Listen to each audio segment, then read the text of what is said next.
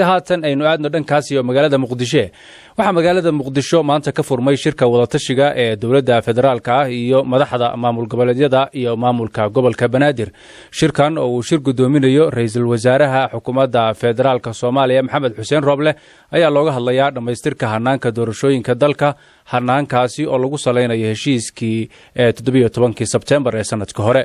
shirkan ayaa qayb ka ah dadaalada la doonayo in xal looga gaaro muranka ka dhashay ee doorashooyinka waqtigeeda dhaafay waxaana ka qayb galaya madaxweynayaasha maamul goboleedyada Galmudug Hirshabeelle Jubbaland Koonfur Galbeed Puntland iyo gudoomiyaha gobolka Banaadir ahna duqa Muqdisho Cumar Maxamuud Filish ra'iisul wasaaraha Soomaaliya ayaa shirkan shaaciyay wax yar kadib markii madaxweynaha Soomaaliya uu dardargelinta arrimaha doorashooyinka isaga u xil saaray kadib go'aankii baarlamaanka ee looga noqday xeerkii jihaynta doorashooyinka oo hay'adaha markaasi dawladda loogu kordhinayay muddo 2 sano arintaas oo markii dambe magaalada rabsho ka abuurtay